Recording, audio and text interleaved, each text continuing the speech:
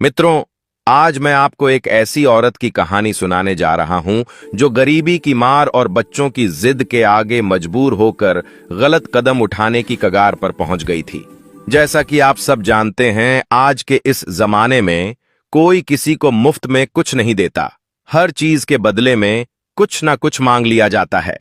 एक मजबूर औरत अपने बच्चों के लिए दिवाली के कपड़े खरीदने जब गांव के बाजार में स्थित दुकानदार रामलाल की दुकान पर गई और उससे कहा कि मुझे उधार पर कपड़े चाहिए, तो उस दुकानदार ने उन कपड़ों के बदले में क्या मांगा और यह औरत गलत कदम उठाने पर क्यों मजबूर हुई, यह सब कुछ हम आज इस कहानी में जानेंगे। मित्रों, यह एक ऐसी मां की कहानी है जिसकी जिंदगी कभी बहुत खुशहाल हुआ करती थी। उसका पति रघुवीर था, बच्चे थे, घर में खुशी थी, सब हंसते थे, सब मुस्कुराते थे। न खाने पीने की चिंता थी, न पहनने ओढ़ने की। बच्चों को अगर कुछ चाहिए होता तो पिता फौरन लाकर देता और मां भी हर वक्त खुश रहा करती थी। दिल से भगवान का शुक्र अदा करती थी कि प्रभु ने सब कुछ दिया है। लेकिन वक्त एक सा नहीं रहता। अचानक एक दिन उस औरत के पति रघुवीर का देहांत हो गया। बस वही दिन था और उसके बाद उसकी जिंदगी का सुकून खत्म हो गया। घर का हंसता खेलता माहौल जैसे उजड़ गया। पति के देहांत के बाद वह 1 साल तक किसी तरह गुजारा करती रही, क्योंकि रघुवीर ने जो थोड़े बहुत पैसे जमा किए थे वही उसके काम आते रहे। उसी जमा पूंजी से बच्चों का पेट भरने लगी।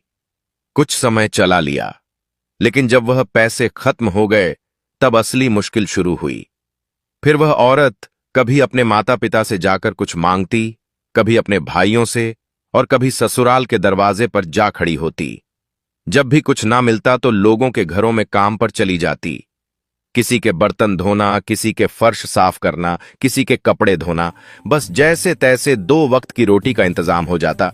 लेकिन मित्रों, सिर्फ रोटी से जिंदगी नहीं चलती। जब दिवाली करीब आती या किसी की शादी होती तो मां का दिल बच्चों की ख्वाहिशें देखकर कट जाता। इतने पैसे कहां थे उसके पास कि वह बच्चों को नए कपड़े, नए जूते लेकर देती, और बच्चे, उन्हें क्या पता कि उनकी मां किन हालात से गुजर रही है। वे बस अपनी जिद करते, अम्मा, पड़ोस के बच्चों ने तो दिवाली के कपड़े और जूते खरीद लिए हैं, हमें भी लेने हैं। अम्मा, पिछली बार भी आपने हमें नए कपड़े नहीं दिए थे, इस बार तो दिला देना। इन मासूम बच्चों को क्या खबर कि मां हर दिन अपनी इज्जत, अपनी थकन और अपनी मजबूरी से लड़ रही है बस उनके लिए। लेकिन बच्चों को तो सिर्फ खुशी चाहिए, जिद पूरी होनी चाहिए। और वह मां तो बस बच्चों की आंखों में खुशी देखना चाहती है, चाहे उसे इसके लिए कुछ भी सहना पड़े। वे बच्चे इसी बात पर जिद किए हुए थे कि अम्मा, इस बार तो हमें नए कपड़े और जूते लेकर देने ही हैं। पिछली दिवाली पर भी हम पुराने कपड़ों में बैठे रहे, सब दोस्तों ने हमें छेड़ा था। इस बार तो आप हमें दिवाली वाले दिन तैयार करके कहीं ले जाएं। वे तो बच्चे थे नादान, जिद करना उनका हक था। उन्हें क्या पता कि उनकी मां किन हालात से गुजर रही है। उन्हें क्या खबर कि उनकी मां सुबह से शाम तक किस तरह लोगों के घरों में काम करके थकी हारी टूटी हुई वापस लौटती है। सिर्फ उनके लिए बच्चों को बस अपनी खुशी नजर आती है, दिल की ख्वाहिश नजर आती है, और आसपास के बच्चे नए रंगीन कपड़े पहनकर दिखते हैं। मां तो आखिर मां होती है ना। उसने दिल ही दिल में फैसला कर लिया कि इस बार अपने बच्चों को जरूर खुशी देगी। कहां पिछली दिवाली पर भी मैंने इनको नए कपड़े नहीं दिलाए, मैंने उन्हें वह सब कुछ नहीं दिया जो उनका दिल चाहता था। बस हालात की मार सहती रही। लेकिन इस बार मैं चाहे जैसे भी हो अपने बच्चों को खुश करके रहूंगी। फिर वह औरत अपनी रिश्तेदारों के पास गई। माता पिता के सामने हाथ फैलाया, भाई से मदद मांगी। उसने कहा कि मेरे बच्चों की जिद बहुत बढ़ गई है, उनके लिए कपड़े और जूते लेने हैं, लेकिन किसी ने कुछ ना दिया। माता पिता ने कहा, बेटी, हम खुद मुश्किल में हैं, अपने लिए भी कुछ नहीं लिया। भाइयों ने साफ इनकार कर दिया, इस बार तो हमने भी कपड़े नहीं लिए, तुम्हें क्या दें। सास ससुर के पास गई तो वहां से और कुछ सुनने को मिला। उन्होंने कहा, तुम अब अकेली हो, तुम्हें दूसरी शादी कर लेनी चाहिए। कोई अच्छा पुरुष मिल जाएगा तो तुम्हें और बच्चों को सहारा देगा, खुश रखेगा। यह बात सुनकर महिला का दिल हिलकर रह गया। शायद वह शादी कर भी लेती अगर सिर्फ अपनी खुशी की सोच होती। लेकिन उसने सोचा, जिस पुरुष ने मेरे बच्चों को जन्म नहीं दिया वह उनसे दिल से मोहब्बत कैसे करेगा। वह मुझे तो शायद खुश रखे, लेकिन मेरे बच्चों को वह खुशी नहीं दे सकेगा जो उनके पिता ने दी थी। उसने दिल में तय कर लिया कि वह शादी नहीं करेगी। वह खुद हर तकलीफ सह लेगी, लेकिन अपने बच्चों को किसी सौतेले पिता के रहमो करम पर नहीं छोड़ेगी। महिला दरवाजे से बाहर आई तो सूरज जैसे सिर पर आग बरसा रहा था, लेकिन उसके दिल में इस वक्त सिर्फ एक ही आग जल रही थी। अब कहां जाऊं, किससे मांगू, कौन मेरी मदद करेगा? सड़क पर आते जाते लोगों को देखकर उसे यूं लगा जैसे हर चेहरा अजनबी है और हर दरवाजा बंद। दिल बार बार बस एक ही सवाल कर रहा था, क्या बच्चों की खुशी के लिए मैं अब अपनी इज्जत का सौदा भी कर लूं? मगर अगले ही लम्हे उसने खुद को झटका दिया, नहीं, मैं ऐसा नहीं कर सकती। लेकिन अगर कोई और रास्ता ना बचा, यही सोचते सोचते उसका सिर झुकता जा रहा था। ऐसा लग रहा था जैसे मजबूरी अब उसे दीवार से लगा चुकी है। उसे समझ नहीं आ रहा था कि अब करें तो क्या करें। जेब खाली थी, बच्चे जिद पर थे और हर दरवाजा बंद हो चुका था। अब वह औरत एक नए रास्ते के बारे में सोचने लगी और यहीं से कहानी का अगला मोड़ शुरू हुआ। वह दिल में सोचती रही, बच्चों की खुशी के लिए अगर मुझे शादी भी करनी पड़े तो शायद कर लूं, लेकिन दिवाली में सिर्फ 2 दिन बाकी थे। अब ऐसे वक्त में कौन शादी करता है? जो भी शादी करता वह दिवाली के बाद विवाह तय करता, और बच्चे तो दिवाली पर ही खुशी मांग रहे थे, तो यह रास्ता भी बंद हो गया। अब वह खाली हाथ, टूटे दिल और नम आंखों के साथ वापस घर आ गई। घर आकर वह चुपचाप बैठ गई, सिर दोनों घुटनों में देकर बस यही सोचती रही, तो क्या करूं, कहां जाऊं, किससे मांगूं? अचानक उसे अपनी पड़ोसन गौरी की बात याद आई। कुछ दिन पहले गौरी ने बताया था कि एक आदमी है जो कपड़े उधार पर देता है, पहले कपड़े दे देता है, पैसे बाद में लेता है, बस शर्त होती है।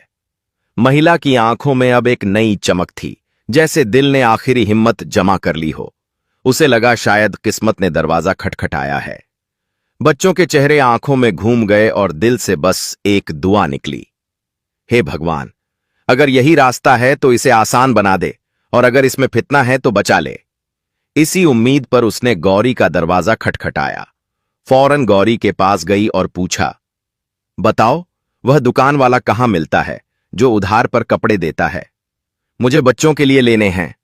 गौरी ने दुकान का नाम और पता बता दिया, मगर साथ में एक चेतावनी भी दी। देख बहन, वह दुकान वाला थोड़ा अजीब है, उसकी कुछ शर्तें होती हैं जो हर कोई पूरी नहीं कर पाता।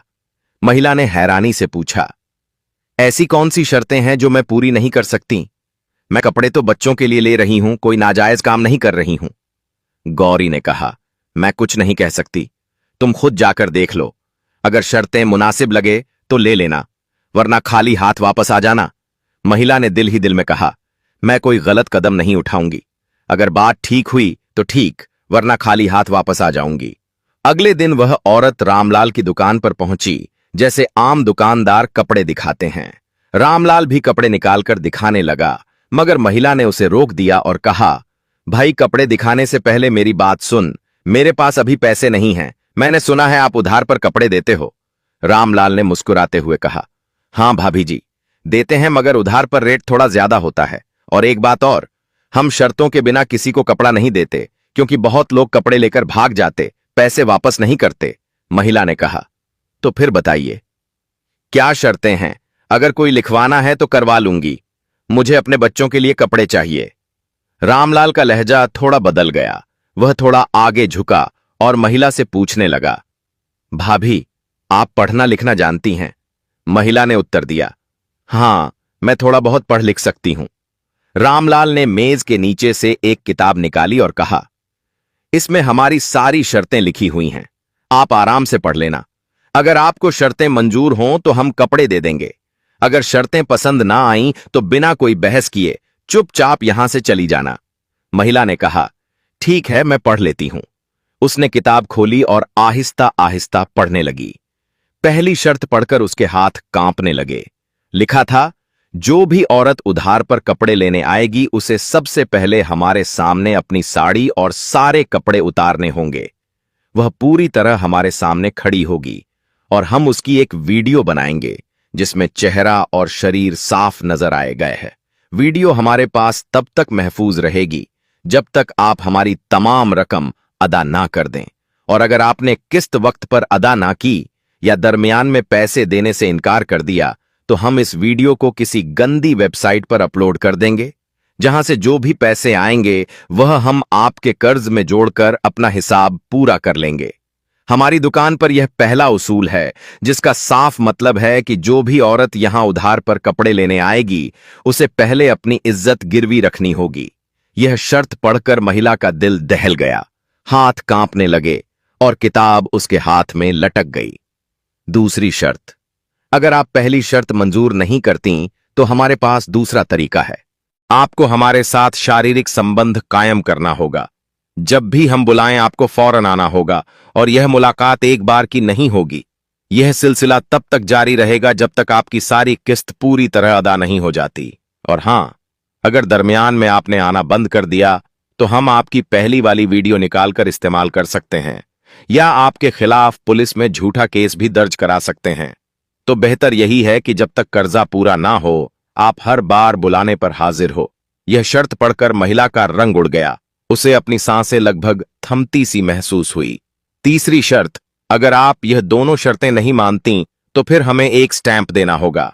इस स्टैंप में साफ तौर पर लिखा जाएगा कि आप जिस मकान में रहती हैं, अगर वह मकान आपके नाम है तो हमें पूरा हक हासिल होगा कि अगर आप वक्त पर अदा ना कर सकें तो हम वह मकान अपने नाम करवाकर बेचकर अपनी रकम वसूल कर लें। यह स्टैंप कानूनी होगा और अगर आप बाद में इनकार भी करें तो हम आपके दस्तखत दिखाकर मकान बेच सकते हैं। यह तीनों शर्तें दुकान की पक्की पॉलिसी थीं और जो भी औरत उधार पर कपड़े लेने आती थीं उसे इन्हीं शर्तों से गुजरना पड़ता था। महिला ने थकी हुई आंखों से सारी शर्तें पढ़ लीं। उसके हाथ में किताब कांप रही थी, लेकिन दिल में एक बात साफ थी, पहली और दूसरी शर्त तो वह कभी भी नहीं मान सकती थी, क्योंकि वह एक इज्जतदार औरत थी। उसने दिल में सोचकर कहा, चलो, अगर मकान वाली बात हो तो शायद सोच लेती। मगर फिर याद आया, मेरे पास तो कोई अपना मकान है ही नहीं। मैं तो किराए के घर में रहती हूं और किराए के मकान का कोई स्टैंप नहीं बनता। यह सोचकर उसने किताब बंद की और खामोशी से दुकानदार की मेज पर रखकर कुछ कहे बगैर पलटकर वहां से निकल गई। दिल बोझिल था, आंखें नम थीं, कदम कांप रहे थे। जिस दुकान से वह उम्मीद लेकर गई थी वहां से वह बेइज्जती, खौफ और शर्मिंदगी लेकर वापस आ रही थी। जैसे ही वह बाहर निकली, सामने ही एक और दुकान थी। वहां का एक दुकानदार सब कुछ देख रहा था। उसने दूर से ही महिला के चेहरे पर दुख और मायूसी देखा और वह आदमी रामलाल वाले की करतूतों से आगाह था। वह जानता था कि कैसे मजबूर औरतों को धोखे से अपने जाल में फंसाकर अपनी हवस पूरी करता है। यह दुकानदार हरिदास नाम का भगवान में यकीन रखने वाला इंसान था। उसने दिल में सोचा, यह औरत किसी गलत काम के लिए तैयार नहीं, बस मजबूरी से लड़ रही है। अगर मैं मदद ना करूं तो शायद यह औरत टूट जाएगी। उसने नरमी से महिला को आवाज दी, बहन जी, अगर आप कपड़े लेना चाहें तो मेरी दुकान से ले सकती हैं। महिला ने फौरन उसके साथ में उसके दुकान के अंदर गई और कहा, भाई, मेरे पास पैसे नहीं हैं, मैं उधार पर लेने आई थी। हरिदास ने मुस्कुराकर कहा, पैसे बाद में दे देना, कोई जल्दी नहीं, बस बच्चों की खुशी रहनी चाहिए। यह सुनकर महिला का दिल कांप गया।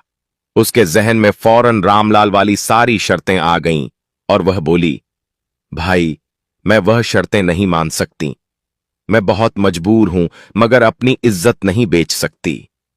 हरिदास ने नरमी से कहा, बहन, मेरी कोई शर्त नहीं है, ना वीडियो, ना शारीरिक संबंध, ना कोई स्टैंप। बस जब भगवान तुम्हें पैसे दे तब मुझे दे देना, न जल्दी न जोर जबरदस्ती। लेकिन महिला फिर भी डर गई। उसके दिल में खौफ बैठ चुका था कि शायद यह भी कोई चाल हो, कोई नया जाल हो। उसने कांपती आवाज में कहा, नहीं भाई, मुझे कुछ नहीं लेना, शुक्रिया। हरिदास ने उसकी हालत देख ली थी और कहा, बहन, मैं व्रत की हालत में हूं, मैं झूठ नहीं बोल सकता, मैं तुम्हें धोखा नहीं दूंगा, ना कोई गंदी नियत, बस भगवान के लिए मदद करना चाहता हूं।